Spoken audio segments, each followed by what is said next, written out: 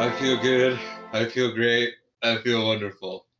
I feel good. I feel great. I feel wonderful. Hello and welcome to this episode of Watch It Bro, your local or not movie review podcast. I am Tristan. I'm Marshall, and I guess I suppose we will be local for some people, but It's local. We're not even local to each other, so I don't know where that was coming from. But this is going to be a fun one today. For those of you paying attention and keeping score, today is our What About Bob episode, which is one of my favorite movies as a kid. I think. I remember loving it. yeah, I remember watching that one quite a bit, and I actually have a VHS of it, so I watched that I have a VHS of it too. instead of streaming it somewhere. So it was fun watching it on the little TV. Oh yeah, you have you have Grandpa's old tube TV, don't you? I do, I do. So I got to watch it in the old aspect, not the widescreen that all TVs are in now. The original format, how it was intended. Standard format for the. Yeah. All right. But so this was Tristan's choice. I had Trimmers last time, so this is his go. Yep. So I will let him take the reins and try not to interrupt too much. But I've got a lot to say. Off to a bad start on that already, bro. But yeah, we are we are at What About Bob? It was directed by Frank Oz, who I believe is the voice of Miss Piggy. He is the voice of Miss Piggy. He's also the voice of Bert from Sesame Street, as well as Fozzie Bear That's and right. several others. Yes, and the story was done by Alvin Sargent and Laura Ziskin. They were a married couple, and they also worked together on Tobey Maguire's Spider-Man 2 and 3, as well as The Amazing Spider-Man. Okay, that's good to Didn't know. know that. Yeah. What About Bob came out on May 17th of 1991. It stars, of course, Richard Dreyfuss and Bill Murray. Julie Haggerty, who, if you watch Malcolm in the Middle, she plays Naked Jogger Lady or Jamie's babysitter. It's got Charlie Corsmo, who was Jack in Hook, and Catherine Erb, who was Gordon Bombay's love interest in Mighty Ducks 2. Oh, I knew I recognized her. She was hard to place, wasn't she? Yes, I'm like I know that voice, I know that face, but I couldn't place it. The bangs. The bangs. Okay, It youngs her up substantially because what was it? Mighty Ducks 2 came out in 94? I want to say 92, but I don't know. 94, 96. 94. And I don't think it was that. No, it had to have been earlier. Yeah, it had to have been earlier because D3 came out in 96, I think it was 94. So what, 3 years later, she goes from playing a teenager to a love interest of a 30-something-year-old dude. 94 makes sense because I remember that one was one of the movies we watched hundreds of times growing up. Mighty Ducks 2. Yeah, yeah, that was the most popular of the trilogy. Anyway, so let's get into the movie, shall we? Yes. So it starts out. It's one of those films that they used to do back in the day, where your credits were at the beginning, and so we go through our opening credits, and it's literally just a goldfish, swimming around as we go through the names of everyone in the movie, and then we open to a fishbowl in Bob's apartment, and you hear Bob getting ready for his day.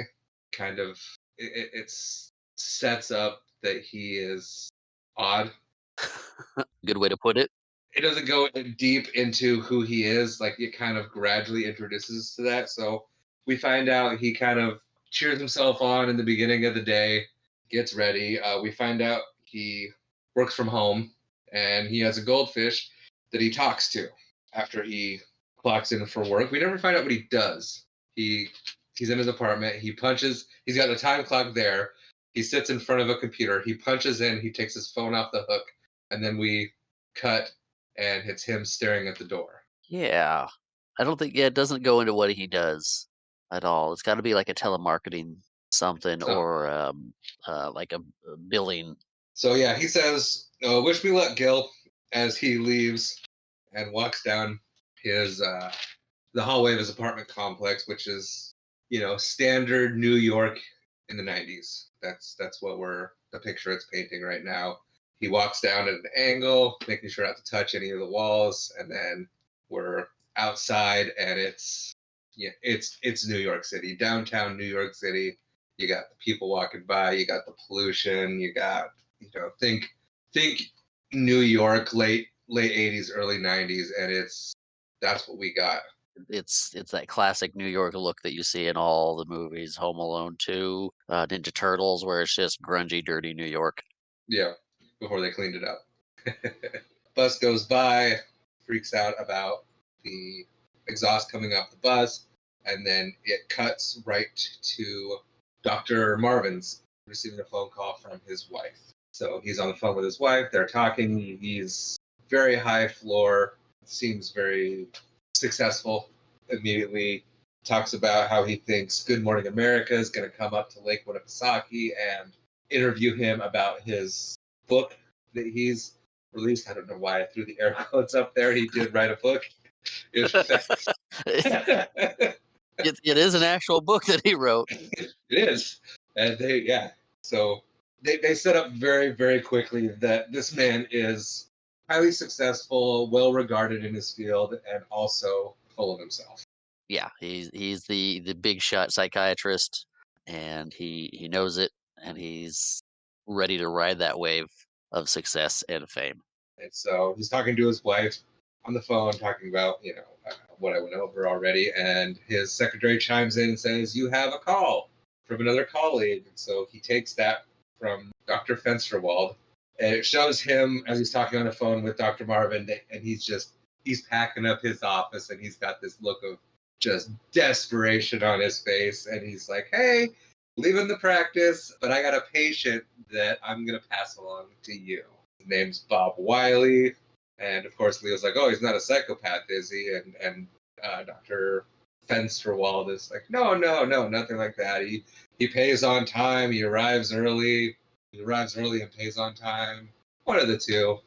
Right? He pays early and arrives on time. Yeah. And so, yeah, just very dodging the questions of why he's quitting, and just kind of clearly desperate to leave more than just pass this guy off. Now, And so, yes, it makes me wonder because he's leaving his practice. Did he have something against Leo Marvin to say, "Here, take this guy," as opposed to just disappearing? He felt some sort of obligation to make sure his patients were taken care of and figured that Dr. Marvin would be the best for Bob. I mean, we could pretend it was all ethical, not personal. Like, Yeah, I hate this guy. Like, no, this guy just wrote a book. He's on at the height of his career. He's successful, well regarded. yeah, he would be the one to see Bob that would be the best, as opposed to that guy snubbed me at some point. Here you go. Here's Bob. Or it was the first person that answered the phone. I could see that being the case too, with how desperate he was. So Dr. Marvin agrees to take on Bob, calls his secretary and says, "Book something for Bob Wiley when he gets back from vacation after Labor Day." And his secretary chimes in with, "He's already called 3 times, and he's your next appointment." Which means that Bob's previous therapist already said, "Your new therapist is Dr. Leo Marvin. I'm leaving. Bye." Without even asking him if he had called 3 times already. And maybe he knew that Dr. Marvin was so arrogant and so full of himself that he couldn't turn it down or wouldn't turn it down, because he's so full of himself that he couldn't admit that he can't help this man. Yeah. And so we go back to Bob, walking into his appointment with Dr. Marvin. We find out that's where he's headed. He enters the building and is kind of, timidly looking around, and one of the concierge, I guess you'd call him, Yeah, the concierge at the entrance. asks to help Bob, and Bob says, "I'm looking for Dr. Leo Marvin." And he says, "So, second elevator, 44th floor." And you see Bob pacing in front of the elevator, contemplating getting on the elevator, but then it cuts again to him huffing and puffing his way up the stairs. And I swear that shot is the same shot they used in Ghostbusters huffing up the stairs. It might be. It just the depth of that stairwell, it just reminded me of that when I saw it. Yeah, and why not? We have leftover footage from Ghostbusters. Throw it in. Why not? No one will notice. No one will care. One of the two. So Bob arrives, huffing and puffing, can barely say his name to the receptionist, checking his pulse to make sure that he doesn't die, I guess. And then he's called into Dr. Marvin's office. He notices the picture of Dr. Marvin's family and decides he wants to try to guess all their names. I wrote down a few of them: Harriet, Bronny, Gretchen, and that's Rita. Way off, and then Yeah. tries again and somehow arrives at Bambi for the doctor's sister, which is just who Bambi. That why is that your go-to guess? Did you have anything at this point? No, I was just gonna say eventually the Dr. Marvin does tell Bob his family's names. Faye's his wife, Anna's his daughter, Sigmund's his son, and Lily is his sister. And to which he responds, "Lily." I was close. Yeah, and then but Sigmund is definitely a reference to the psychologist Sigmund Freud, and is Sigmund Freud's daughter is named Anna. That I didn't know, So his kids are references to probably one of the people he looked up to, or another famous or psychiatrist. thinks he's better than. Or yeah. I'm better than my kids are named after you. Probably the psychiatrist who influenced him to want to become a psychiatrist or psychologist. So going forward, Bob describes himself, all of his issues, and then decides to start faking Tourette syndrome. Doctor asks him, "What's the point of this?" And he goes, "Well, if I fake it, I don't have it," which almost makes sense. Almost. Yeah. And then he proceeds to fake cardiac arrest because if I fake it, I don't have it. We then find out that Bob is divorced because his wife liked Neil Diamond and he did not. Or that's what he's been telling himself. That's what he's been telling himself and people. And Dr. Marvin is like, well, this is who you are. Do you really think that you left her because you like Neil Diamond, or do you think that she left you, in fact? And Bob has this epiphany that, oh my gosh, you can help me, and which this leads into the theory that I have, not theory, but I guess I don't know, you could call it a theory of, I don't know if I should get into it at the end or start it right now. Hey, drop a hint now. I'm curious. You're curious Yeah. What's this theory you have? that Bob is not really as bad or as clueless as he leads on, and he has him and his wife saw a marriage counselor, and it caused him to get divorced, and so now he has a vendetta against all therapists and are taking down the and is trying to take down all these reputable psychologists. That is definitely a theory I had never even thought out. Interesting, but we'll talk about that more a little later once we get deeper into the movie. Yeah, and I don't know if I still even think it because I thought it for a while, but I also hadn't seen the movie in a while, and then watching it again these last two times, I'm kind of like, I don't know if that theory really holds up anymore. But we'll talk about it as things come up. So as they're talking, Dr. Marvin is talking to Bob. He goes, "Oh, there's this groundbreaking new book," and he goes over to his bookshelf and he's kind of looking up and down, and you see the whole shelf of yellow books, third from the bottom, I think it is. And he goes, "Oh, here it is," and grabs one of those many books and is like, "This is Baby Steps," and like, which is the book that Dr. Marvin wrote. So he's like pretending to be humble, but still being very cocky of like, "Oh, there's this Right. groundbreaking new book. Here it is. Oh, I didn't know where it was. Oh, by the way, my book that I wrote." Like, come on. It further paints this guy as being extremely full of himself. The fainting of looking for the book on the shelf, like, oh, it's around here somewhere. It's like, ah, here it is on this shelf with all the other books because he's got like 40 of them. He's got a whole shelf that's just his book, and he doesn't even lead with, "Here's the latest book that I've written about this new treatment." No, nope, there's this groundbreaking new book, like painting it to be this masterpiece. I don't think he ever reveals that he actually wrote it. Maybe he does. Uh, yeah, his name's on the back or on the cover, and there's a picture of him on the back. He's like, oh, Right. So he gives that to Bob, and so Bob's baby steps. starts eating that up. Baby steps around the office, baby steps here, baby steps there, and so it gives Bob the confidence he needs to get back home or at least start working on himself. And then he reveals to Bob that he's going to be on vacation for a month, starting literally after their appointment ends. He's going on vacation, and that causes Bob to spiral into a breakdown. And Dr. Marvin reassures him that he'll be fine. There's going to be someone there to take over for him. And Bob just needs to basically baby step everything that he does for the next month, and he'll see him when he gets back. So Bob leaves. Dr. Marvin's secretary comes in and confirms that yes, Good Morning America will in fact be coming to Lake Winnipesaukee to interview him. And then we see Bob, clutching the book for dear life at the elevators, saying to himself, baby step to the elevators, baby step onto the elevators. And he gets on the elevator, the door closes, and it's a pan of the elevator shaft. And it's just him screaming all the way down, which classic gag. Love it. I mean, it was predictable. Saw it coming a mile away. Don't care. Absolutely loved it. Yeah, it is a good subtle comedy so far. That's got a lot of good humor to it without being over the top. It doesn't rely on bits. It's the humor with the material and stuff around it. Yeah, it's smart comedy, and not completely obvious. I would say. Well, I don't know. It's kind of obvious, but it's still nice. It's still well done. Yeah. I think part of that is just the fact of what seasoned actors Richard Dreyfuss and Bill Murray are. And so we get to Bob's apartment later that night. He's calling Dr. Marvin's, I guess he's on his own call center that handles his calls for him.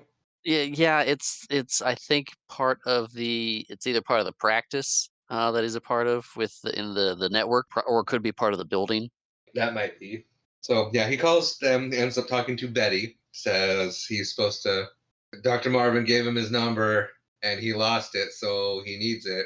Betty won't give him the number, of course, because she knows better than that, but Bob convinces her to call Dr. Marvin on the other line and tell him that he's on the other line and then go from there, which ends up working. And Bob gets in touch with Dr. Marvin and then immediately out the gate turns it into a casual conversation before being like, oh no, I'm really bad this time. They do a back and forth, He's and he's he's fishing for hints. It's like, how's it going there in Martha's Vineyard?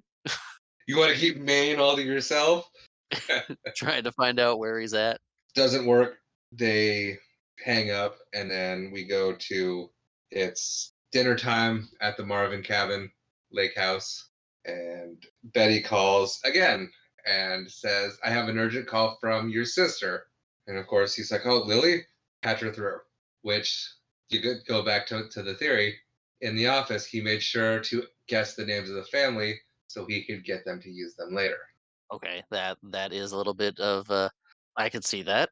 It's revealed that he's at a payphone and he asked some woman to pretend to provide the voice of Dr. Marvin's sister, Yes. and then she hands the phone to him and he uses tissue and he goes, "It's me, not you."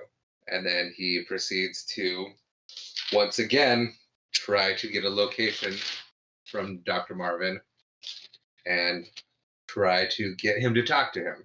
Why would his sister call through the work line versus just calling the lake house itself? Also a good point, and I don't know why. I Yeah, mean, you get a call saying, "Hey, it's your sister urgently calling you." You kind of put like, "Hey, what's going on? I need to figure this out." You put that out of your mind, but yeah, it's like, what do you think to answer the phone? It's like, why is she calling why is she calling the office? yeah, I didn't even put that together until you said it just now. I'm like, oh yeah. Well, and then like, I don't want to go further into the movie, but it comes up later where it makes even less sense as to why she would be calling the office line. So that doesn't work. And so we pan to the office and Betty again, and there's a knock at the door, and it's Bob pretending to be a homicide detective. And did you catch his name? I did not catch his name. Detective Roberts. Detective Roberts. Yeah, Bob. Bob is Oh, short for Robert. yes, Detective Robert. Like, like, that's funny. and basically, he tells Betty that Bob has committed suicide and he needs to get in touch with Dr. Marvin. She asks if he wants her to call Dr. Marvin. At first, he's like, "Yeah, that'd be great," and then thinks about it and goes, "No, no, I can have New Hampshire Police Department call," because he finds out that he's at Lake Winnipesaukee. And then he asks, "Well, what if I wanted to write him a letter? Is there a mailing address?" And they Yeah, give him and they give him the PO box. And I love that bit of like that she's spelling Winnipesaukee, and of course her coworker has to chime in and help, and so you just have this chaotic spelling of Winnipesaukee back and forth. yeah, And this part right here also adds to the theory because he's completely in a different character. He doesn't have a tissue over his hand when he answers the door. He has no problem getting anybody's personal space. He's acting and functioning completely like a mentally sound person. true. But that could be baby steps, a mean to the end. It could be, but at the same time, that's still a desperate length to go to get to True. somebody. But he also makes connections with people quick in his own head, and he's talked to Betty 3 times already. So maybe in his mind, Betty is safe. That could be as well, because he's already like Dr. Marvin's best. He thinks he's his best friend. Yeah. So, so there is that. So anyway, Betty calls Dr. Marvin to inform him that his patient is no longer of this world. And Dr. Marvin, oh no, tells his wife. He goes, "Yeah, oh well, let's not let it spoil our vacation." And then of course he has a clapper, right? And he claps and the lights go off. Yeah, yeah, and that's what you want from your psychiatrist to like, well, let's not let it ruin the vacation. Let's And then we cut to Bob is at the bus station trying to work up the courage to get on the bus to Lake Winnipesaukee with his goldfish gill in a jar tied around his neck. yes. And you can imagine how the bus trip goes. It's a fun bus trip. Well, before we get to the bus trip, I'm going to cut you off again because that's what I do, Okay. Yep. It's and fine. input my own information. Sure. The interaction between him and the bus driver. She says, "Are we going to do it? Are we going to do it today, Bob?" Like this isn't like the next day for Bob. It's been a few days. Oh, I didn't catch that either. Yeah, they're on a first. She's on. She calls him Bob. She knows his name. She also says this is the last bus. Yeah, this is the last bus today, Bob. I don't know how many days it's been. They never give us a good timeline of that, but I'd give it 2 to 3 days, maybe 4 Yeah, of him just just trying and failing. right. And I mean, if I don't know the distance, but if it's New York to New Hampshire, A couple hours. could look it up. But maybe that's her route. She goes to New Hampshire, leaves before noon, gets there and gets back by the evening, and that's her route. So the next day she'd be back for the next bus to New Hampshire. Yeah, that could very But well be. I caught that. She's like, "Oh, she's this is." It's like, "Hey, how we're gonna do it today, Bob?" Yeah, and he first names her too, so it's been enough times to where they're on a Yeah, first name basis. And it's moments like that that kind of poke holes in the theory.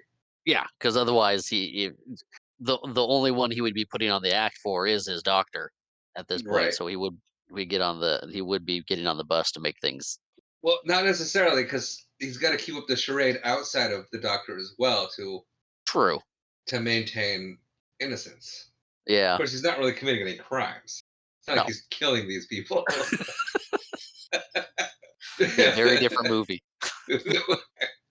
Yeah, I don't think it'd be as funny.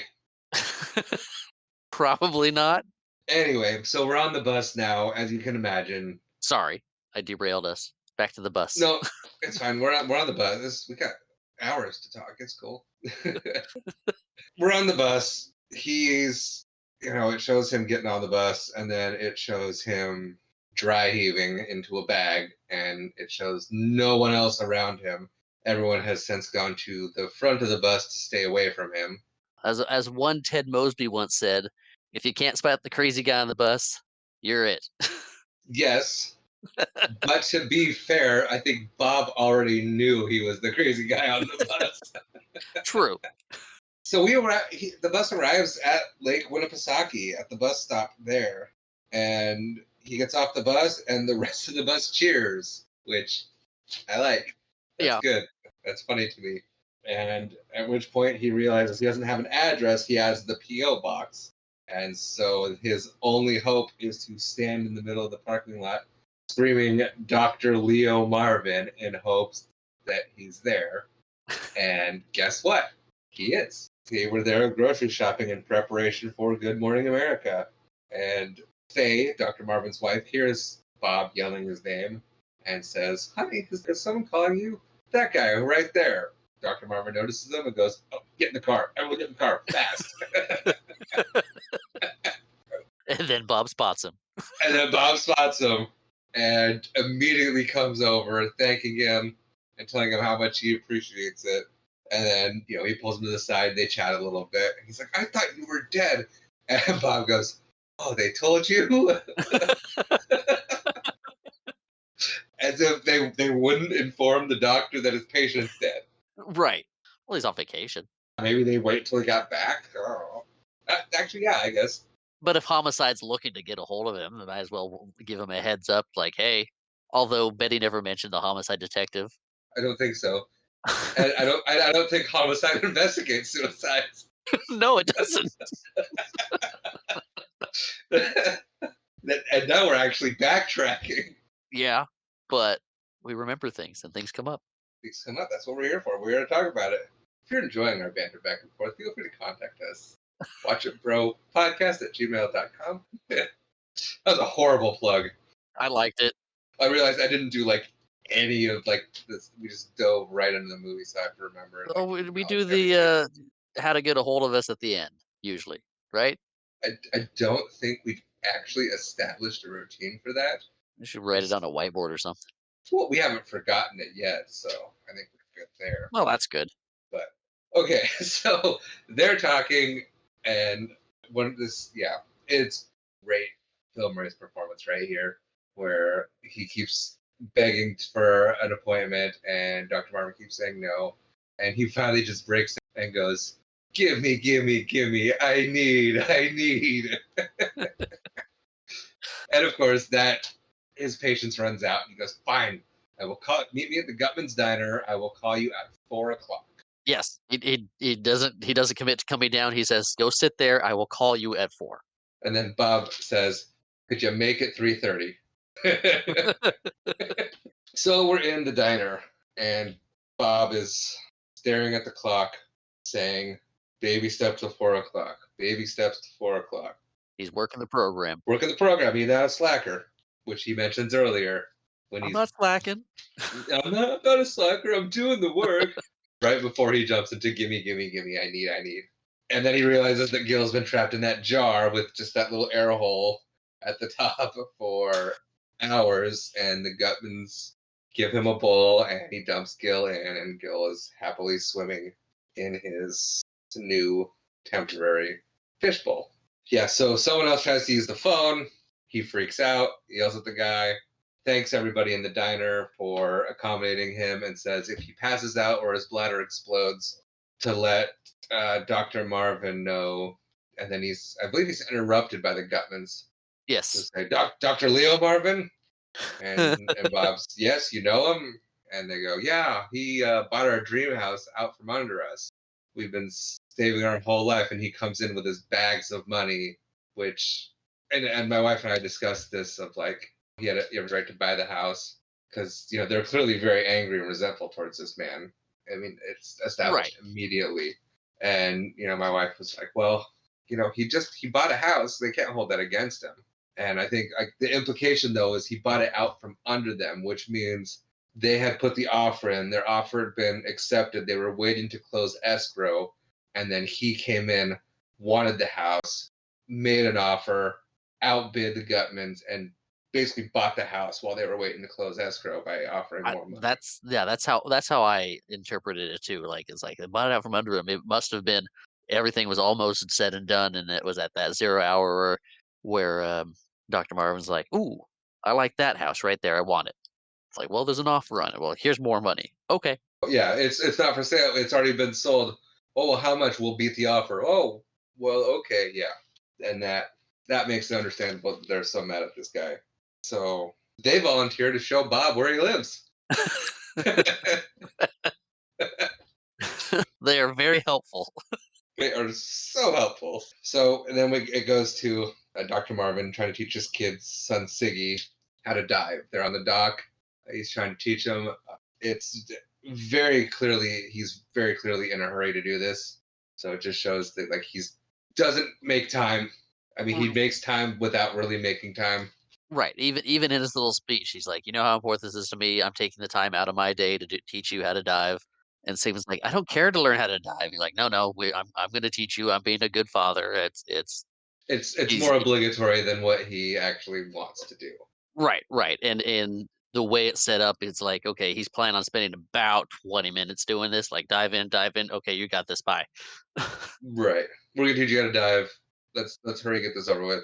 Not, I'm putting my swim trunks on too. We're gonna go swimming for a while too. It's I'm gonna teach you how to dive into this water, and then I'm gone. Yeah. At this point, you might as well just shove him in and say, "Here you go. Put your hands over your head." Yeah. You kind of dove. You'll get better at it. Like, I mean, really, it just adds to the self-centeredness of the man. And then we pan to inside the house, and we catch wind that Dr. Marvin's birthday is coming up, Yep. and they're gonna fly his sister in as a surprise. And then shortly after, she has to get off the phone because Dr. Marvin's coming in all crotchety and grumpy because diving didn't go well. And so they have Dr. Marvin and his wife are, talking. And suddenly Bob shows up. And he's like, "Don't be mad. Mr. and Mrs. Gutman gave me a ride." Hello, Dr. Marvin. And then she has some other choice words for him Yes. that I'm not going to say here because it's not nice. I want to keep this family friendly. They drive off.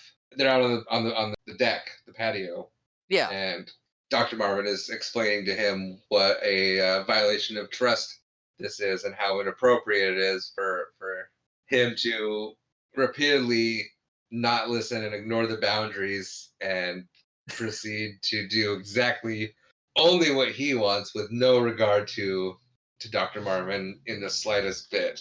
And then Dr. Marvin's daughter Anna walks out. He says hi, and then Dr. Marvin's wife comes out, and they meet. So he meets the missus and the daughter, and of course is polite and flattering to them.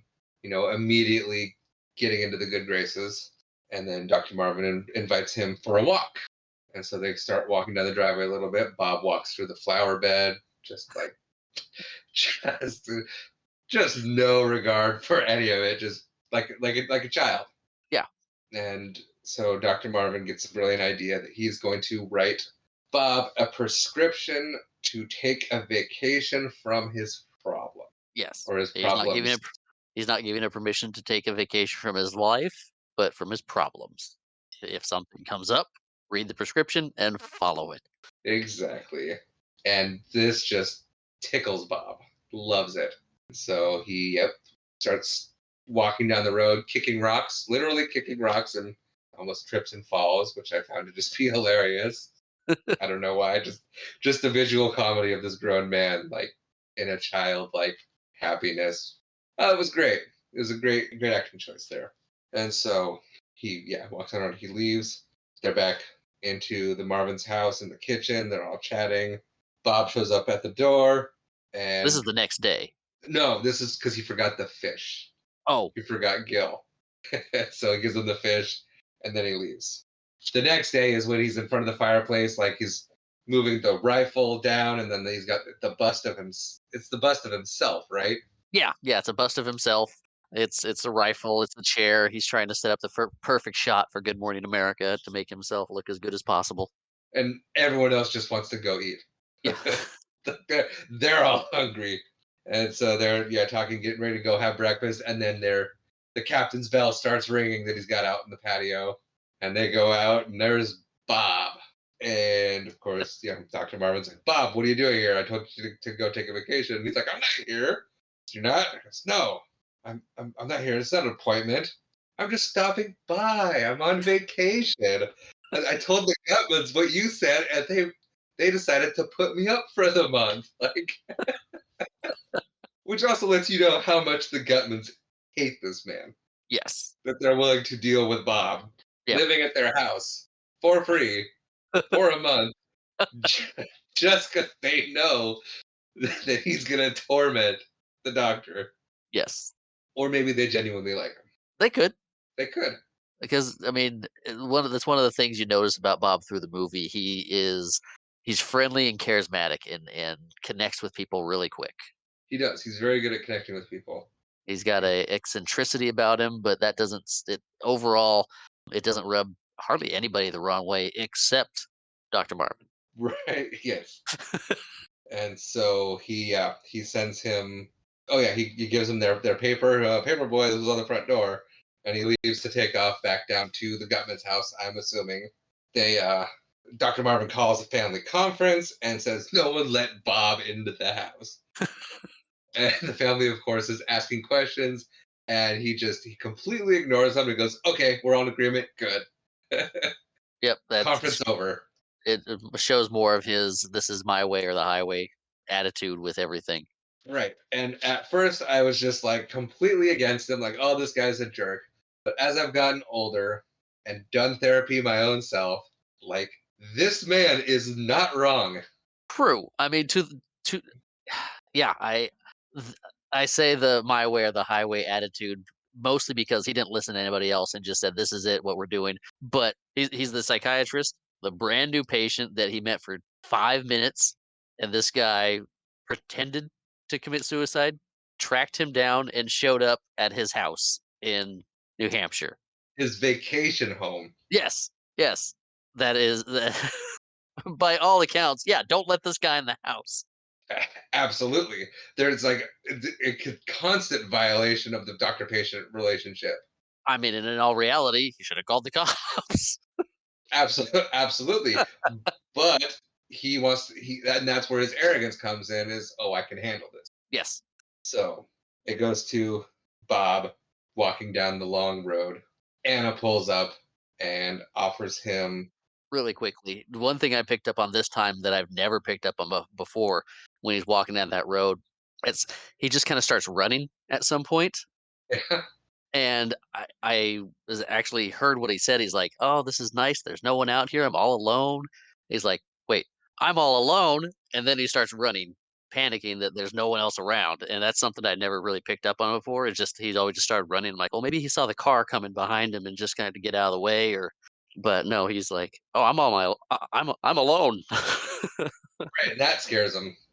Panic. And then it's revealed, the car's coming. It's Dr. Marvin's daughter, Anna. And I forget where he says he's going. The Gutmans. The Gutman's okay. And she's like, well, you want to ride? And he's like, yeah, I'd love a ride. And you see him about to open the door with the tissue on his hand. And then he asks, do a lot of people use this? And she says, no, just us. And so he puts the tissue away and opens the door with his hand, which is a breakthrough for him, or a symbol of that he trusts these people. He feels at home with them. So, Right. He's already imprinted on them, and right, good for they. Bob, bad for Dr. Marvin. Yes. And so they're driving the car, and they're chatting, and he's relating to her. They're talking about issues that they have, or the fact that they're both just people who have their own problems, and he finds where their issues overlap and they connect. Right. The uncertainties of what's going on in their lives, the panic that they both feel over different situations. I mean, Mhm. where she's a 17, 18-year-old Yeah, I was gonna say she's supposed to be about 18. teenage girl with her issues versus his crippling panic from going out and being people. But I mean that they connect on these are we both have these uncertainty and panic issues about life and what's going on. Yes. Yeah. And so she invites him to go sailing with her and her friends, which Which is a testament to Bob's charisma. it is. It is. And one of my favorite scenes in the whole entire movie is because it seems like he's gonna say no, and then he justifies it out loud, like, yeah, I'd love to go. If you trust your friend and then the vessel is seaworthy, then yes, we'll go sailing. And then it We cuts to him. What? we can baby step onto this boat. Yeah, just Yeah. And it cuts to him sailing on the water, and him all happy about it, and then it pans down and shows that they actually tied him to the mast. but it's steps for him. Yeah, it's he got to a point, and then he let them. Well, we don't know if he let them tie him to the mast. True. He ended up being tied to the mast of the boat, but I always assumed that he had them tie him to it, or hey, help me. yeah, that might be where it's like you're gonna have to time into that thing, and they're like, "Cool, we gotta go." And so he is sailing, and then we go back to after. Oh yeah, he's still sailing, and it pans to Dr. Marvin trying to teach Siggy how to dive again. Again, in his suit and not in a swimsuit. Exactly. And Bob is just screaming, "I'm sailing! I'm sailing!" And Dr. Marvin notices and then drops Siggy into the lake, which angers Siggy quite a bit. Yes, it breaks that trust because he said, "Don't drop." And then he calls him a murderer. A little over dramatic there. But then, so he drops him into the water and then just leaves him because the next scene is him marching up to meet Anna At the marina. Yeah, at the marina. He left, and then so he meets up with her, and then we get to see the puppets in action. the puppets are great. And I like that they're like talking with she's like, "Oh my god, you're not really doing this, Dad." Like clearly she's 18 years old or like pretty much an adult. Way Yes, too old for like the little kitty puppet thing that he does. But they're gonna do it anyway. She plays along and then they have the dialogue and I love when they zoom the camera in so it's just the puppets doing having their back and forth. That was yes. You don't. fantastic. It's the puppet conversation at that point, and it's a great bit. It's a great scene, and we find out that Bob is fun, which is why she likes having him around. Right. And then one thing I noticed or thought of the last time I watched this is like I'm not sure if I should bring this up now or later. Let's do it later. Okay, Is it poignant to now, or is it better later? it kind of fits in now. Well, at least for this character, Okay. is that we're starting to learn that Bob is starting to bring to the family the kind of attention that they want from their dad. Yes. That's why that they're connect. He's connecting so well. Yes, it is.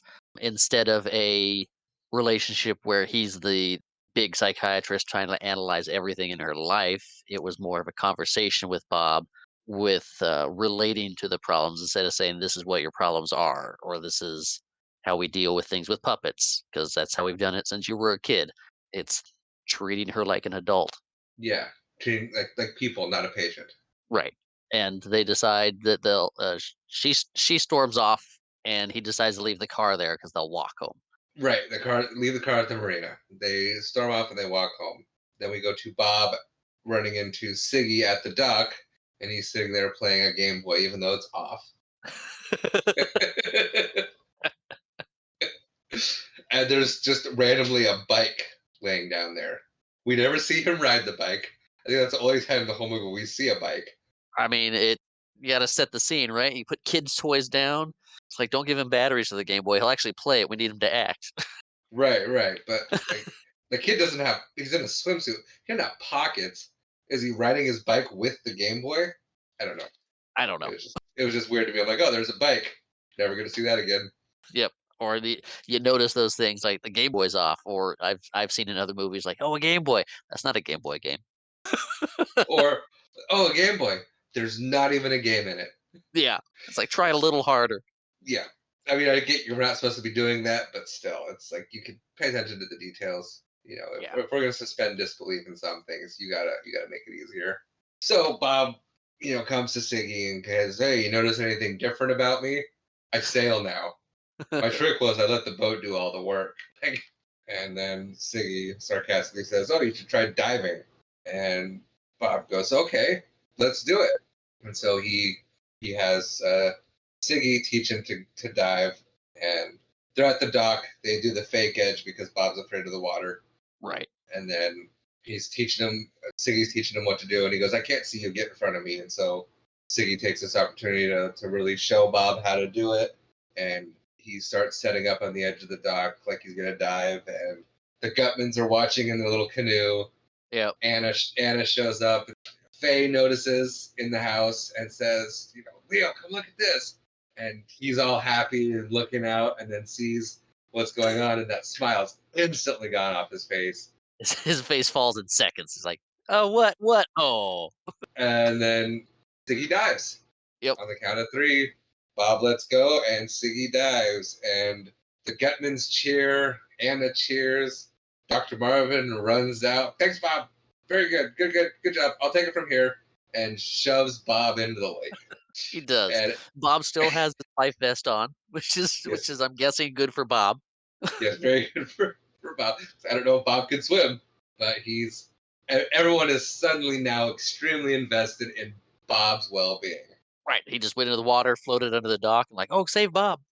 And they're like, "Oh, kick your feet, Bob!" And Bob's panicking. Everyone else is panicking because Bob's panicking. And the Gutmans are just watching from their boat. And Dr. Marvin notices them staring and screams at them that he had every right to buy the house. Maybe he did. He probably did have every right to buy that house, but in their minds, he's the guy that came in and took it. And that's where it comes back to, like, they that was their dream home. They've worked their whole life to have the money to buy it, and had to wait for it to become available. And they're there, and this dude, they're about to close on the house. It's about to be theirs, and this guy comes in and has the money to outbid him.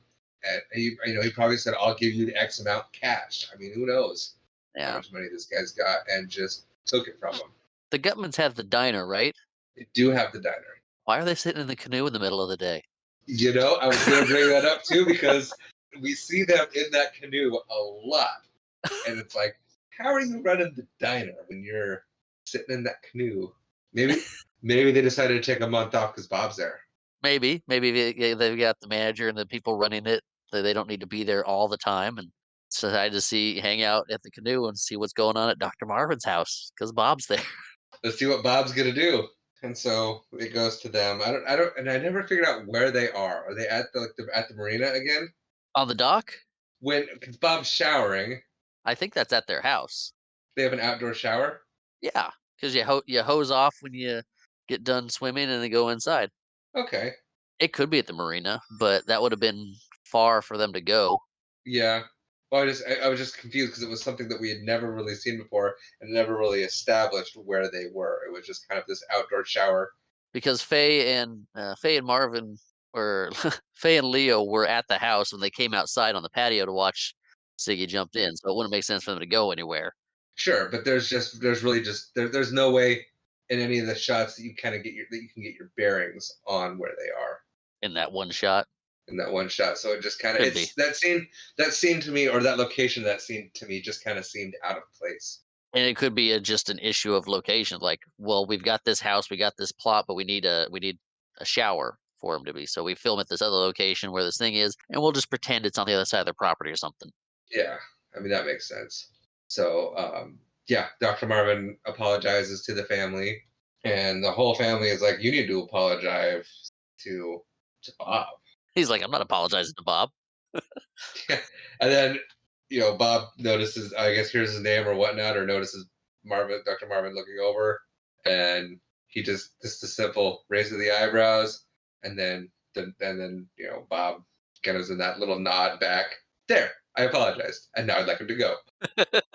that that very I mean, we've all done that too. Like you just look across at somebody, little shrug, like, okay, we're good. Yeah, I mean, it wasn't. I mean, for one of those things where it's like an apology is probably you probably should, but it's not that big of a deal to where you need to actually like make it an official apology, but where you can be like, "Hey, dude," kind of like it can be established with just a look. Right, right. I mean, he could have accidentally bumped Bob into the water, and it's like, okay, sorry, I did that. But I mean, he did kind of shove him, so I watched it twice. I saw just the hand, thanks, Bob, and just a full on shove him right into the lake. I don't think he was intentionally, I mean, trying to shove him into the lake, but like you're in a hurry to, someone's been stepping on your toes and irritating you, and you just want them out of your way. So you just, right. guide them out of your way, maybe a little more aggressively and carelessly than you should have. Yeah. Your intent is not to hurt somebody, but you're also not being as careful and respectful as you should be. So at that point, Siggy decides to invite Bob over for dinner. They decided that would be a good thing to do, given the dynamic between Dr. Marvin and Bob. And this is where things start to where my I don't want to say loyalties start to shift, but like, you know, Dr. Marvin's like, I do not want Bob in my house for dinner. And his wife is like, I don't care what you say, right is right. And I'm going, okay, I get where you're coming from with all this. Like, this man, this is a patient of this doctor. He absolutely 100% has the right to be, and he even goes into detail. It's a violation of the doctor-patient relationship. He faked suicide to figure out what we were. He will not respect any of the boundaries. Like, he actually like pleads his case on why he does not want Bob around, and she's like, "Nope, he's coming over for dinner." And I'm like, this is when I start feeling bad for Dr. Marvin, Yeah. because at this point in the story, I mean, this man has done nothing wrong. True. He's self-centered and a jerk, but he has not done anything wrong. Yeah. Yeah, you're right there. I mean, and I mean, Bob did. And Bob has. I mean, I'm sure he. I mean, he was a impersonating officer. He tracked him down. He came out to his vacation house. He won't leave. He won't leave. And this man he works hard all year. He's on vacation, and he's to a point where like his family doesn't even support him and have his back. They're not on his side here. No, no, they Bob's charm and Bob's personality has won them over. He went sailing with Anna. He taught Siggy how to, or he helped teach Siggy the not teach him, but give him the confidence to try the dive. And he's flattered Faye to a point where like, oh, he's sweet. So we go to dinner. and like and like right before there I have the note of like they all love Bob because Bob is giving everyone in the family the attention that they're craving to get from Dr. Yes, and that's the big thing that Bob's there. He's Dr. Marvin said it too in his little recorder in the notes that he is in desperate need of family connections. After Bob leaves his office way right in the beginning of the movie, he's listing off Bob's diagnosis in his little recorders, and he needs a big family connection or is desperately seeking a big family connection and charge him the standard rate for the appointment and bill him for the book. But it's those little Easter egg early on where he was drawn to the pictures and it's Bob seeking a family or that connection to people. Yeah. So we're at dinner. Yes, dinner. And they're all eating, and Bob is just Bob is loving it. making very, very loud, yummy noises. I guess is the best way to put that. Yes, very loud, yummy noises. And Faye's flattered, and she's giggling. Siggy and Anna are exchanging looks and laughing. Well, they think it's funny. You can tell Dr. Marvin's patience is wearing thin. You can watch it drain out of him in that scene where he's just like, okay, all right, that's It's enough. it's so That's excessive. I mean, it is. I would go nuts. I think even if I liked the guy, I would be like, all right, dude. I don't think I can handle that.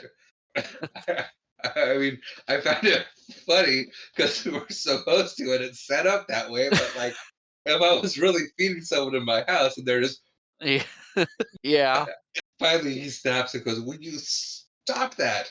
And he stops, and then he says, "Oh, I see salt and pepper, but do you have a salt and pepper substitute?" And he asked, it was a salt and pepper substitute. Yeah. And what is that? What is a salt substitute? Artificial salt? I don't know. I, I, Low sodium salt? I mean, those, that's not a thing. Could you imagine? Salt, low sodium. if you know what salt substitute is, please let us know. We could look it up, but we're too lazy right now. Oh, I meant to look that up. I'll look it up. You can edit around this, I can edit around this. or you can leave it in. Salt substitute. Huh. Salt substitute, also known as low sodium salt.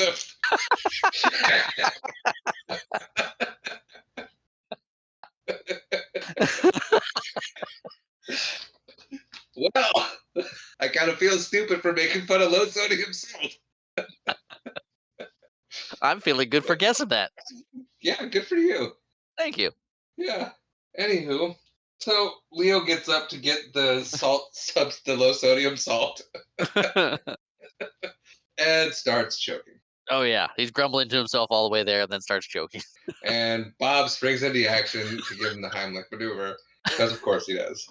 Yes. That doesn't work, and so we end up with Dr. Marvin face down on the couch with Bob jumping on his back, and the kids going, "Jump higher, Bob! Use your knee more! Hit him harder. Hit him harder!" Yeah, just you're just jumping on this poor man's back. He finally coughs up the piece of chicken he was choking on, and is just irate. Get him off of me! Well, then the family's like, "Good job, Bob. Thanks for saving our dad." Not, "Are you okay?" Right. They immediately go to Bob. Wow, you were great. You can tell this man is just so defeated at this point. And so it goes to they're all congratulating him, and then there's a thunderclap, and that scares Bob. Yep. And in turn, Bob screams and scares the crap out of everybody else.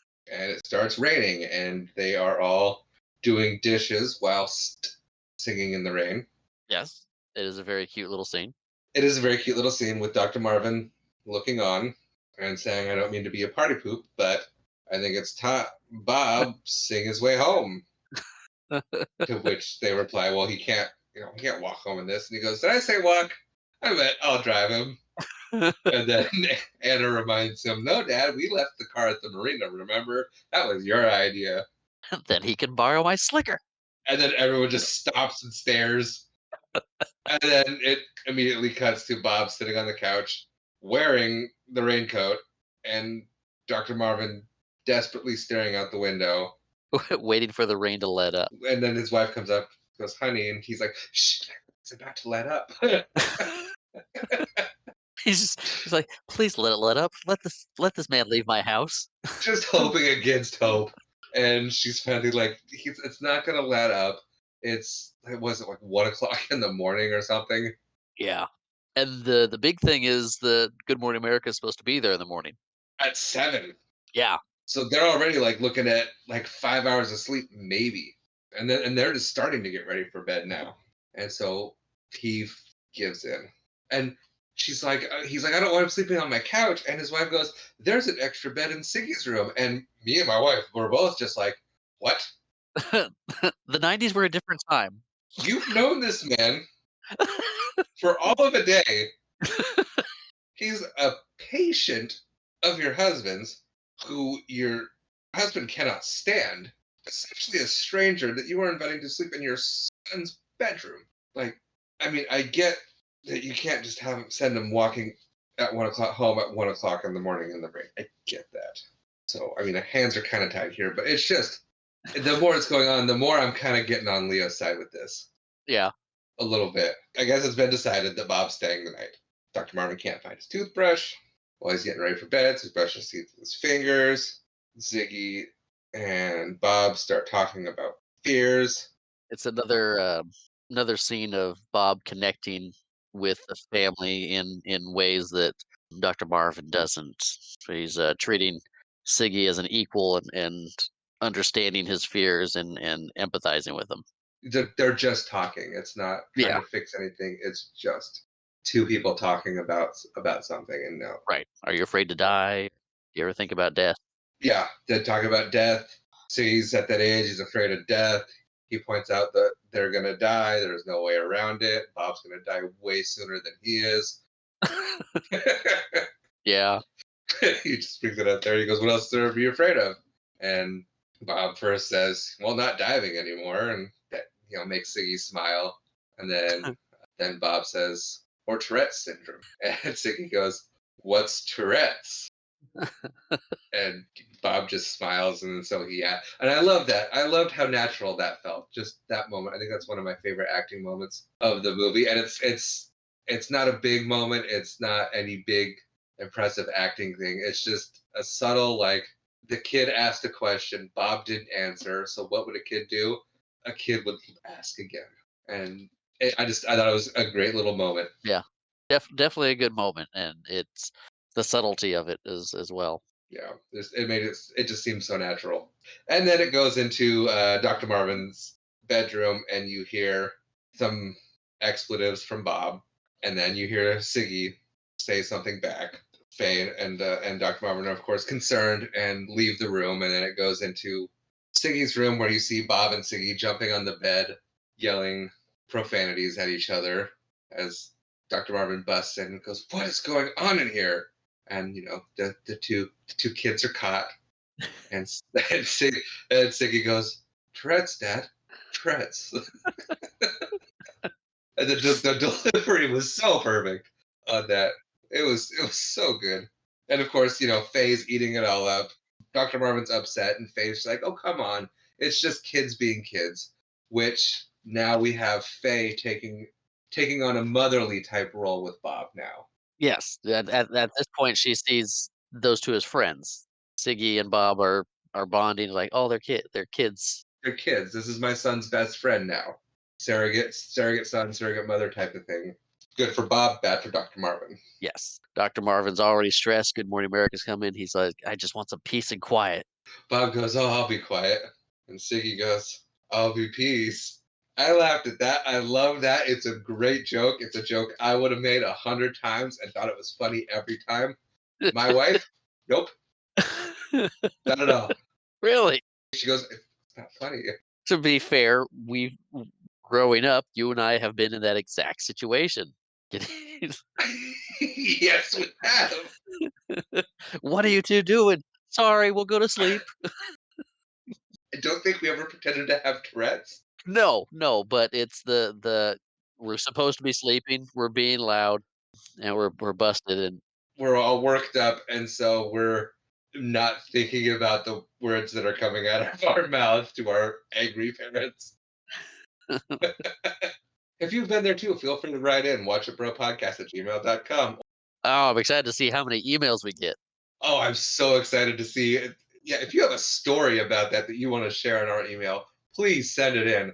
If it gets a lot of traction, we'll do an episode on it and just read all your stories on air or on a podcast. Like a mailbag episode. Like a mailbag ask. What do we call it? A mailbag episode. That's good. We'll go with that. That's my thing. Yeah.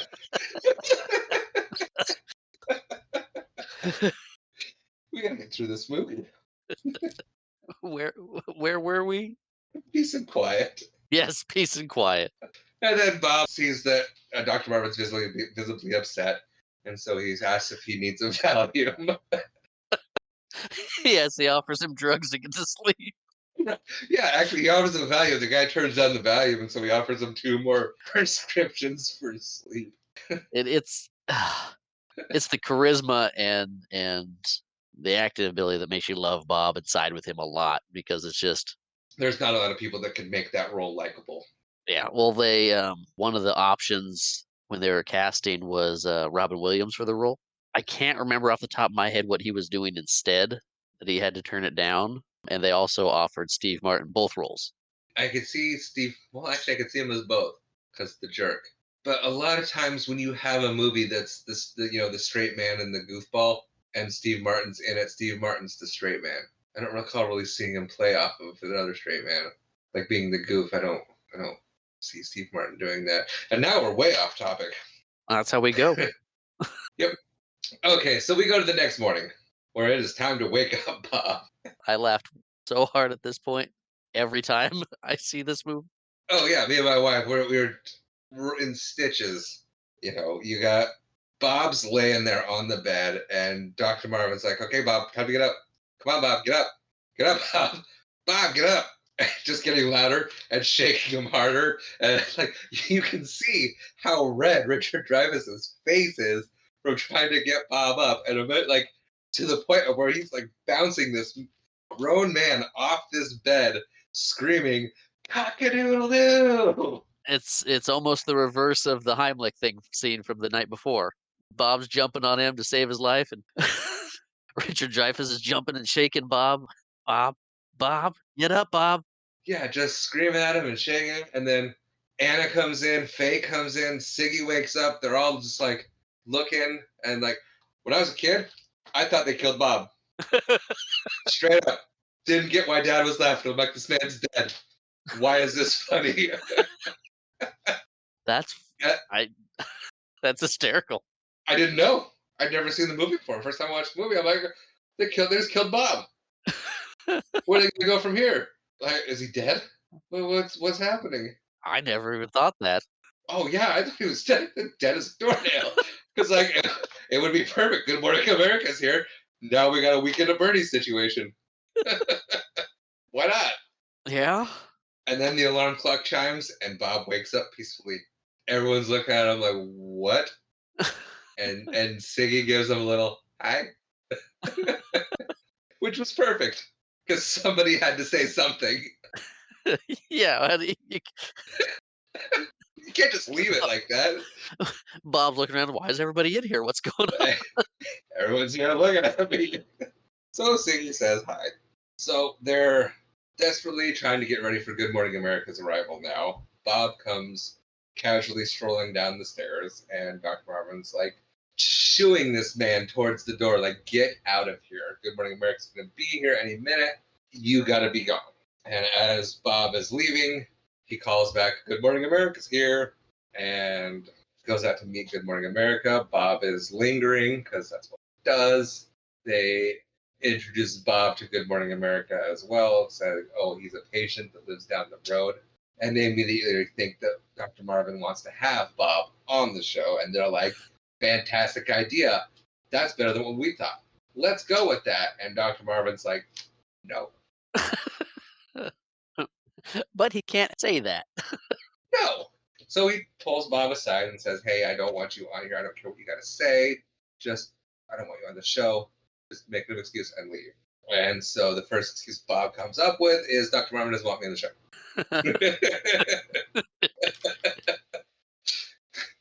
Dr. Marv's like, "No, no, he's just kidding." No, he's just kidding. Let's do this. Come on, Bob. And so they have Bob on the show, and it's clear Bob's very comfortable, and Dr. Marvin is very uncomfortable being on TV to the point where like he's asked a question and he gives an answer that has nothing to do with what was asked, and he just basically talks about himself and what it was like writing the book. Yeah. I don't know if he's nervous because Bob's there or if he's just generally nervous in front of the cameras once those came on. But his definitely his whole morning was and everything was thrown off by Bob being there. Right. And I think the implication was supposed to be that he just froze in front of the camera. I couldn't tell you one way or another. He did horribly. Yes. And then Bob pretty much bogarts the whole, Yeah.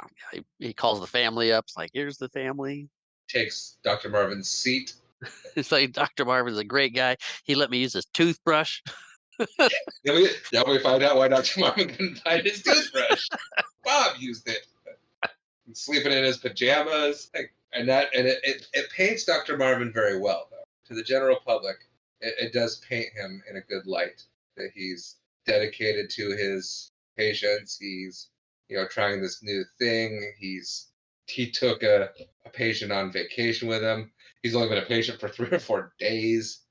But see, and that's where the timeline doesn't add up because how many days was it on the bus? Yeah, how many days did they say he's been a patient?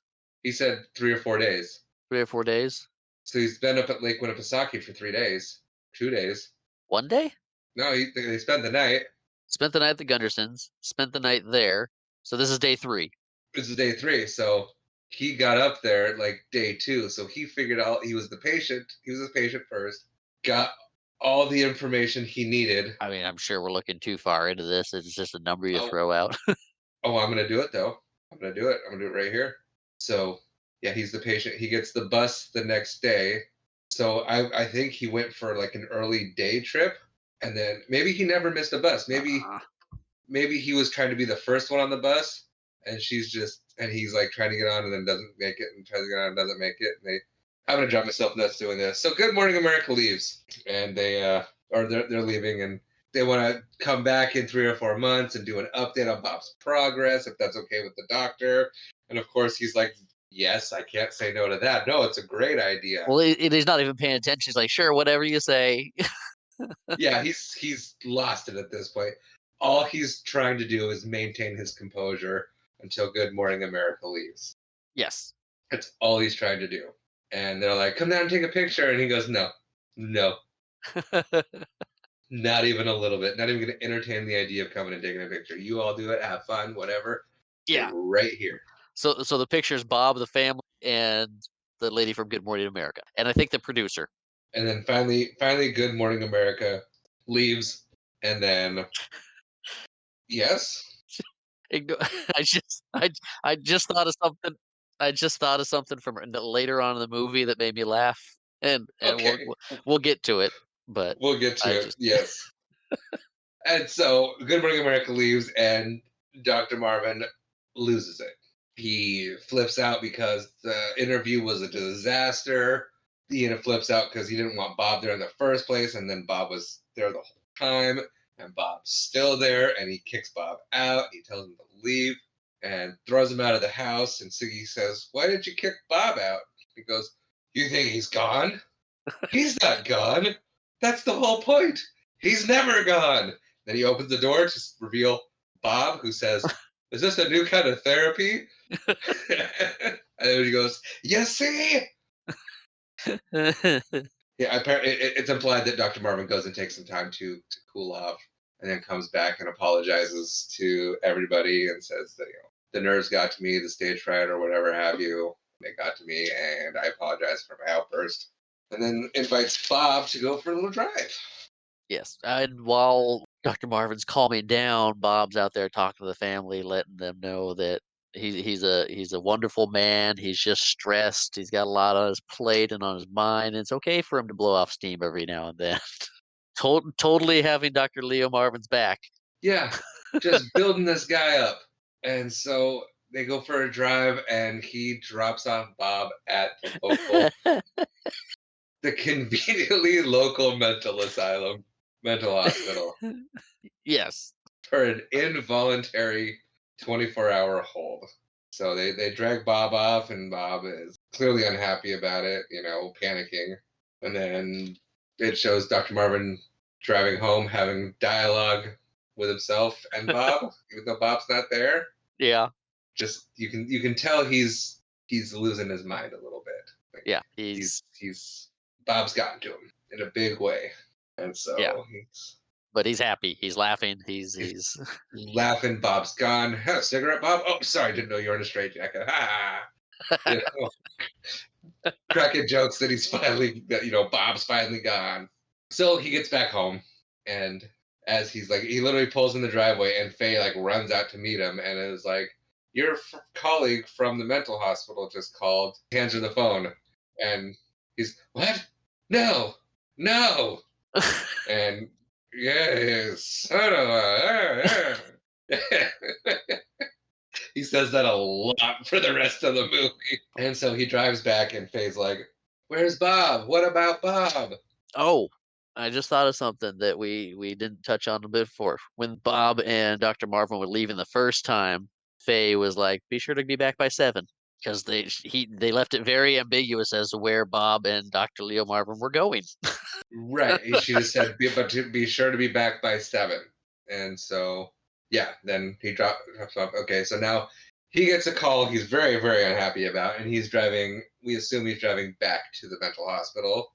And it shows, which he is, and he gets back there, and you see Bob is just sitting there telling dirty jokes to the entire staff, which do they really have nobody else that needs, like, they're fully staffed, and this whole staff just has Well, time to sit there.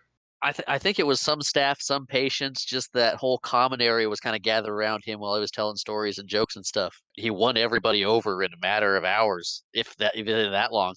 Yeah, because well, we don't know how far of a drive it is, but yeah. So he gets back there, and his doctor friend is basically like, "I'm going to give you back your admission form to save you the embarrassment." And that's where we get Dr. Marvin. Like you've all been duped by a classic narcissist, the textbook sociopath. And she's like, "Really, one that's clever enough to dupe my entire staff? I don't think so." Yeah. But what if he is? Yeah. What if he is? What if he is? Because he's I don't know. There's little hints of like he got so comfortable so fast, Yeah. but at the same time he's working the program. He's not a slacker. Yeah. He's doing the baby steps. Everything he does is just one step at a time. Yeah, so maybe it is just a huge groundbreaking breakthrough.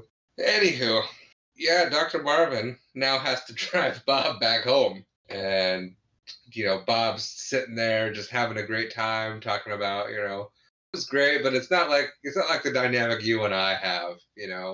We just gotta work around your schedule. So what do you think? Monday, Wednesday, Thursday, Friday, Saturday, 2 to 5, 3 to 6, like just every day, 2 to 3 hour chunks, and finally, like Dr. Marvin just loses it and like slams on the brakes, kicks him out of the car without even using real words. Like we watched it with the subtitles on, and my wife was like, "Oh, that's what he says." Because gets it and he goes, "Get out!" And Bob gets out and he drives off without him and just leaves him there Yep. and then gets And pulled over. yes, he gets pulled over for speeding because he's trying to ditch Bob as fast as he can. So he's outside talking to the cop, and you see a truck drive by with Bob in the passenger seat and says, "Excuse me, officer, can you make sure that he's home by 7?" And to add insult to injury, the cop says, "Hey, didn't I see that guy on TV?" Dr. Marvin just grabs his ticket and gets in the car. Gets in the car, puts it in reverse, and backs over one of those mile marker signs, I think it was, and flattens a tire. And then repeats his favorite line a couple times. Bob! Wow.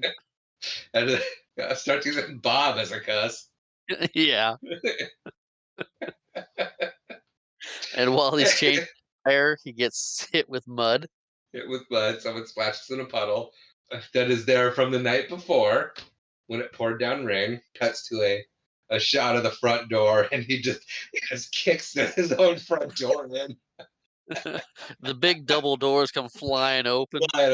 Yeah, and he's just, "I'm home." It's late. I don't know exactly how late it is, but it's dark out. 7 o'clock. Uh, Ideally. But do we know when the movie takes place? Is it summer? Is it summer break? Yes, it's summer. It wouldn't be dark at 7. It's way later than 7. Yeah. Yeah, because Labor Day's in September, so they're like first week in August. So it's dark. It is dark. So that's like 10 o'clock at night. So he's a little late, But at the same time, no one's concerned that he's late. So it's implying that he arrived right on time. maybe, but this is also the '90s. People didn't have cell phones. He doesn't have a pager with him. Sure. But like But the yeah. if he hours late, everyone's still gathered waiting for him. Yeah, it's gotta be 7, just the dark is playing up to the ambiance of the scene that's about to come. Yeah, well, it's a surprise party, so maybe they turned off the sun. Right. They had to turn off all the lights to surprise him. Yeah, but they can't turn off the sun. I'm calling that a slight oversight. It definitely a slight oversight. You know, in New Hampshire, I don't know. Actually, yeah, with how I'm sure it's about the same, right? maybe I don't know. We're not from New Hampshire. if you're from New Hampshire, you know how early it gets dark in the summer. Write it and let us know. Because Did they make a mistake with this movie? Is this should we just unrealistic move? in some way? And should we just move on at this point? I think we should move on. I'm probably spending too much time on it. Anywho, the party goes off, it seems, without a hitch. They Leo walks out, he's greeted with surprise, for he's a jolly good fellow and all that, blah blah Yep. blah. He starts walking down the stairs of the deck into the Coming back. into the light, so it needed to be dark. Yeah, it needed to be dark so they couldn't see he was covered in mud. And he starts walking down the stairs, and that's when he starts to walk into the light, and they're like, "Oh my gosh, what happened to you?" And he's like, "Oh, Just a little car trouble. And then they reveal that, hey, there's a surprise for you. Your sister's here. And he's super excited to see her. And then Bob throws his arm around Dr. Marvin's sister and says, we're all here for you, Dr. M. And Dr. Marvin looks and goes, don't touch my sister, and dives. He dives off of the staircase and tackles Bob to the ground. And then the next scene is Dr. Marvin sedated, supposedly sedated in bed. Yeah. Before we move on completely, fun fact that the actress that played Lily Marvin, Dr. Marvin's sister, is from Sesame Street. She worked with Frank Oz on Sesame Street from the beginning. She does the voice of Prairie Dawn, Bo Peep, and a lot of others on Okay. there. Her name's Fran Brill. Fran Brill. Okay. Yeah. I didn't know that. That's cool. But makes sense. I have random facts. That's cool. I like the random facts. I wish I had more, but I We'll don't. get there. We'll get there. And yeah. Anywho, so yeah, they think he's sedated in bed, and it shows him. He's facing camera, so you can see he's not sedated, and he's listening. And he's waiting for his opportunity to carry out his evil plan. It looks like Yeah, yeah. The doctor's talking with Bob, Fran, and Lily. Faye.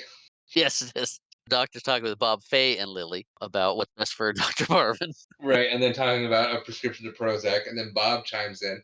This part threw me because Bob chimes in and he goes, "Oh, do you really think Prozac's the best for him? I think with this level of episode and this and that, I don't remember what he says. This would be a better fit." And the doctor's like, "You know what, guy with no medical training whatsoever, you're correct. I'll rewrite the prescription." I'm sure it's something that he's been prescribed before, that he's familiar with, and has had dealings with it, which is why he suggested it. The doctor, without batting an eye, was like, "You're right. What was that? What was I thinking?" You go with the classic Prozac and like, oh, you know what? This might be better for the situation. You're right. You're right, Mr. Crazy Man. Who He's are not you crazy. again? Mr. Patient. Mr. Patient. Yeah, yeah. I'm Bob. Yeah, and so then we got Bob. I think Bob's talking to Lily, and still just talking up Dr. Marvin, and basically says, Dr. Marvin's going to be out of commission for a little bit, so I guess, I'm just going to have to be daddy, which, what? But she eats it up. She likes a man who can step in and take charge. It seems, because it depicts him in a certain light, and you can tell very much that she appreciates that kind of person. Right, right. He might be a patient, but he's at this point. Bob's there for his friend Dr. Marv. Right, and he is going to look out for the family and take charge in his friend's time of need. And that's just the perfect thing he could have done. That might come back later in the movie. I don't know. The family sits down Bob and they say, for whatever reason, we don't know why, Dr. Marvin's really upset with you. And that, oh gosh. And they ask him to leave. And this part, I'm going, at this point in the movie, as much as I love this movie, I'm going, this man is literally to the verge of complete mental breakdown, and he has done nothing to deserve it. True. He's literally other than being a little bit of a workaholic and self-absorbed, he's done nothing to deserve the level of betrayal from his family and the level of destruction from Bob. All he wanted was a vacation with his family and have Bob not be there every single second of it. Yeah. To the point where he begged his family to get rid of Bob, and it sat down and explained the problem with everything, and his family was basically like, no, no, we're gonna have Bob around all of the time. It's that getting the attention that they want, though, from Right, but his Bob. family are they're horrible people. This this man is usually very calm, collected, and rational all the time. And they can literally, for the last 3 or 4 days, they are witnessing firsthand how Bob is destroying this man's resolve. and not one of them is has the thought to be like, you know what? Maybe we should just have Bob go away. Well, tell the people what Dr. Marvin does next.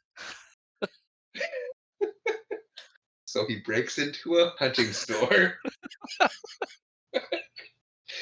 and he gets 20 pounds of explosives and a rifle, 20 pounds of black powder.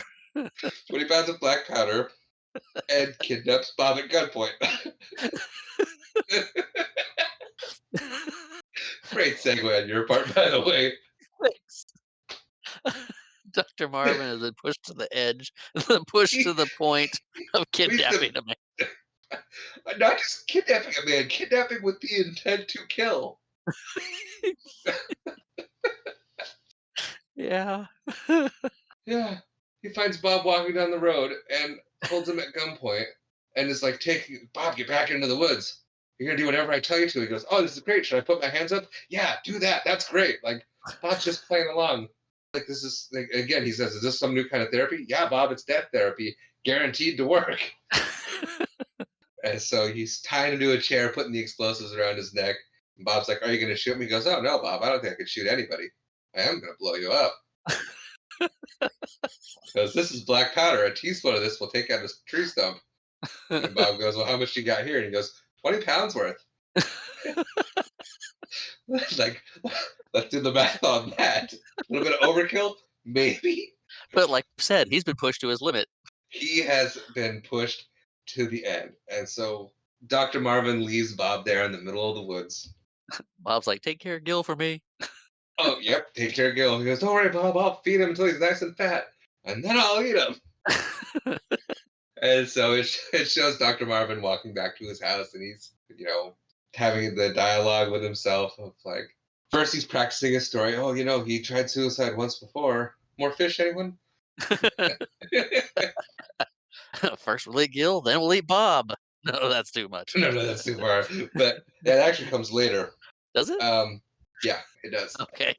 So we see Bob wrestling with it, and they're trying to figure out the point of the therapy. And he eventually arrives there, and then it goes, and so he starts. He's like, "All right, now to get to work." And then it goes to Dr. Marvin, and he's like, "I'm free, I'm free." And then it pans to Bob, who says the exact same thing, having completely untied himself. Right. Because he determined the point of the therapy was these everything that he had inside of him was tie him in knots, and if he didn't untie himself, he would explode. So he had to baby step to untie the knots. Yep, and which he does, and then starts running back to the house. And then, yeah, the family during that point is looking for him, and the family finds Dr. Marvin at the dock, and they're like, "Oh, are you okay?" And he goes, "I'm fine now. I'm fine now. Bob's gone." And Faye's like, "We know, honey." And he goes, "You do?" I didn't hear it go off. And I'm like, it wasn't the first time I watched it. It was the second time I watched it where it finally clicked, and I go, that man just admitted to attempted murder. Yeah. And then I'll get into it further in the next scene because Bob comes walking out with the cake. Your death therapy cured me. Dr. Marvin's a genius. Because Bob, where are the things that I put around your neck? Once again, admitting to attempted murder. Bob says, "Oh, they're in. I put them in the house." On cue, the house explodes, and I'm thinking, is there going to be no investigation to this? He admitted. First of all, Bob knows what happened. Yeah. Bob doesn't report him for trying to kill him. Yeah. He took him at gunpoint. He put explosives around his neck. Admitted to both of those things to his family. They exploded and blew up the house. So everyone knows that they were actually live black powder that he placed around this man's neck. Yep. After kidnapping him. I mean, the Gundersons are witness to the explosion As well, yeah, you can hear them cheering from their and boat. screaming from their boat, screaming, "Burn! Burn!" At I can only assume is 1 to 2 a.m. at this point. Yeah, maybe, yeah. Well, depending on when the surprise party happened. Because they got home and had the surprise party. They put Marvin down to sleep. He then crawled out of bed, got into town, broke into the the store. I mean, he set up the bomb, he set up Bob, he made this big walk back and forth, and At least midnight. yeah. I mean, the family had been looking for him for a while because I didn't think they'd check on him right away. Just let him sleep and do his thing. Right. Okay, so yeah, it's late, and then yeah, so the house blows up. Governments are cheering for it. Burn, burn. Faye looks at him and goes, "Honey, our house." Like he doesn't know, and it shows him, yeah, staring at the house as it burns, and then it cuts to him in the mental hospital when we drop Bob off at in a wheelchair with a blanket over him, holding a basket that he didn't leave, just staring off into the middle into nothing, and the family talking behind a one-sided mirror or a two-way mirror, I guess you call it, about his condition. Oh, and then they go in the room and they talk to him, and Siggy, they're saying, just come back to us. We don't care about the house. Just, snap out of it. And Yeah. Siggy goes, yeah, Dad, how much worse can it get? Optical flip to Bob and Lily getting married. And they're at that point that is only ever in the movies, because what pastor is going to say that at a wedding? If anyone knows a reason why these two should not be wed, let them speak now. What is that? I thought it was a thing, but is it just movies? I yes. I mean, it's not like I make a habit of going to weddings, but I've been to a few, and not once has I ever heard anyone be like, "Does anyone object? Can we get the objectors like come forward?" Well, maybe it's something they don't do anymore, and it's something they used to do. Yeah. Well, and who's going to invite someone that's going to object? I don't know. You get the grumpy dad in the back, like I hate this whole thing. Fair, but so that question's asked, and Dr. Marvin starts making noises, you know. And then apparently he doesn't talk quick enough because the pastor now pronounces them husband and wife. And he stands up out of his wheelchair and screams, "No!" And everyone like misses that point and is like, "Oh my gosh, he's back!" And they all crowd around him. And Bob kisses him on the cheek. And it, Bob's family now. tell me now. And like, you just see in his eyes, he accepted his fate right then and there. You could just see it. He's just like, I'm his family now. He married my sister. Whatever. And then I guess. Maybe at that point he realized I can't treat him anymore. He's family. Yeah. It's done. He gets to go live with my sister. They're gonna live far away. I don't have to see him anymore. Maybe that was Yeah. it. It's like, oh, he's moving away. Cool. But yeah, there's definitely that acceptance look on his face as he realizes what's going on. Yep. And then we roll credits. And it, there's a little bit of writing, and it says Bob goes back to school to become a psychologist. He writes a bestseller book called Death Therapy, and Dr. Marvin is suing him for the rights. And then we go into credits fully. And that was What About Bob. Timeless classic. You've said that about all the movies. I definitely did not say that about Trevor's. That is fair. And I don't think I said that about Tommy Boy. No, I didn't call it a timeless classic, but I called it a classic. That's fair. I don't think I've watched this movie in about 10, maybe 14 years. 15 years. I don't think I've seen it, I mean, since I got married, so And that's been a while ago now. yeah, about 15 years. I don't think I've seen it to then, and it's, like you said too, looking at it through different eyes, it's like, yeah, this guy's your patient and tracked you down. If you're looking too deep in it, it gets creepy. Yeah, But if that poor man. I don't know what else to say. I do know that both Richard Dreyfuss and Bill Murray did not get along while making this movie, No, they couldn't stand each other during making which the. I'm sure Richard Dreyfuss just used to his advantage because it's like he's not supposed to like Bob. He doesn't like Bill Murray. He's like, okay, just roll into that. Yeah, and I've seen updates on the dynamic between the two of them, and while they didn't get along during filming or didn't like each other during filming, they both have stated that they do have a mutual respect for each other. Yeah, and they have both said that this is their favorite movie of theirs to watch. That's cool. Yeah, I didn't know that. It is. It's an all around fun movie. You definitely have. You can't read. Well, you can read too far into it. I had a lot of fun like reading into it, and I definitely my understanding of it definitely changed throughout the years as far as like whose side I was on and who empathize with. Well, and that's I mean, that's part of that's a part of culture now that was never on anybody's radar before to pick apart movies and delve deep into it. When you in the 90s, like, here's this funny pitch, like, yeah, that's kind of creepy, but that makes sense. It'll be funny. And 30 years later, everything that's ever been made movie wise has been pulled apart, picked to death. And it's like this is the ins and outs of it that I don't know if it's more of an analytical eye that everybody has, or it's just the fact that I don't know. I kind of just lost my train of thought. It's okay. It happens. But no, I think I get what you're saying is, and given the way the world is now, I think maybe even like everyone being able to record their own, because you can make your own movies at the drop of a hat now. People do it all the time on TikTok and Instagram and whatnot. Is everyone's getting a taste of what it is to be a director and to make something. And I lost my train of thought. But we are definitely in a culture like in the 90s and before that people didn't analyze movies to death. You wanted to be entertained by them. It was something that and that might be the rise of like nerd culture, so to speak. I mean, yeah, because there was things that got analyzed to death. Star Wars.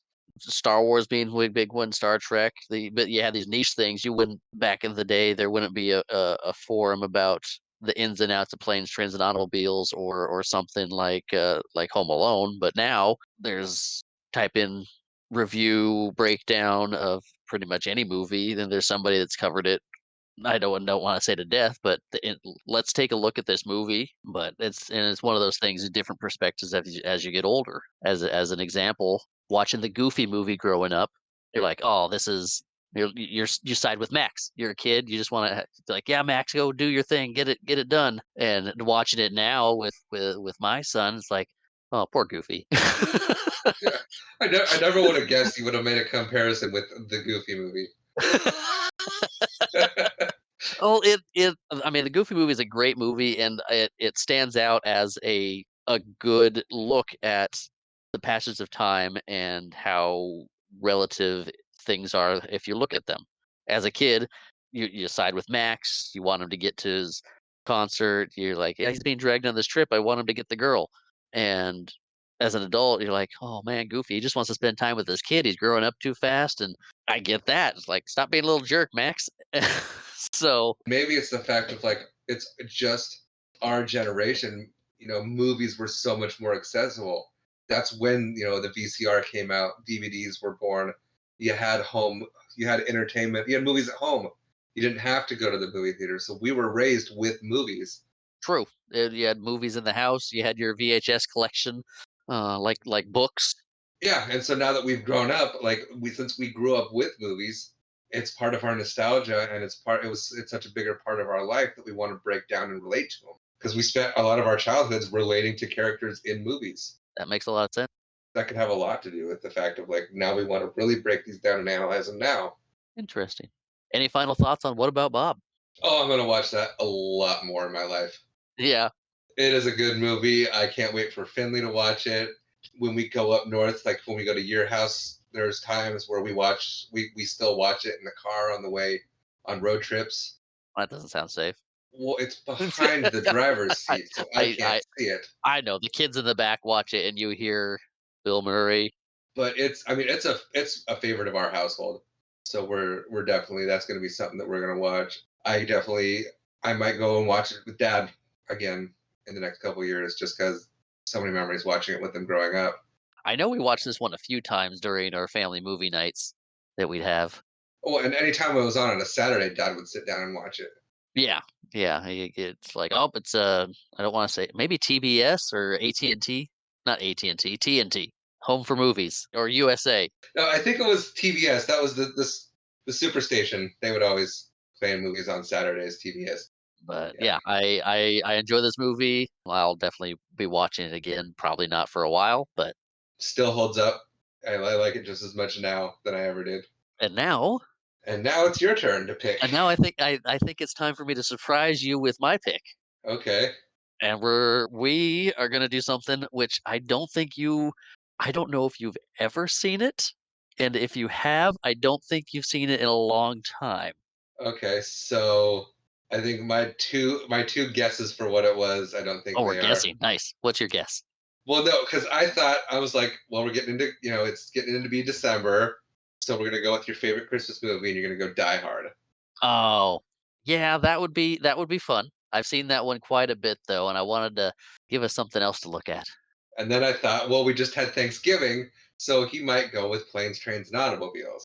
Yes, that is another one. Although it is a good movie, it felt doing that one right now would feel too similar to Tommy Boy, I think, as it's a road trip movie with two people that don't really get along. So I decided what we're gonna do next time is My Cousin Vinny with Joe Pesci and Marissa Tomei. Okay, I just saw that about a year ago Did ya? for the first time. Fantastic. Because when we were living with mom and dad, we would have once a week we'd have or a couple times a week we'd do movies to where we just get us all together and do movies, and we made lists of movies that someone in the group hadn't seen, and they were all very surprised and upset that I had not seen My Cousin Vinny, and so yeah, I watched it for the first time. Fantastic. Well, you're gonna watch it again. You remember much of it? No, I remember bits and pieces of it. Okay, so it if it wasn't for that, I would have been right though. You would never have seen it. Yes, I would never have seen it if it hadn't been for mom and dad and my wife making me sit down and watch it. 'Cause I know mom really likes it, but that's what we're gonna do next. My Cousin Vinny. My Cousin Vinny coming up on deck. All right. Well, I think that's going to wrap up today's episode. As mentioned earlier and randomly throughout this episode, you can email us with your thoughts, complaints, please not complaints, or stories. We have an email? We do have an email. It is watch watch it bro podcast at gmail.com. As always, our intro and outro music is provided by Nihilore, that intro being Grace and the outro being Haven. Thank you to everyone who sat through this long episode and journeyed through What About Bob with us. We look forward to seeing you next time. Thank you for watching.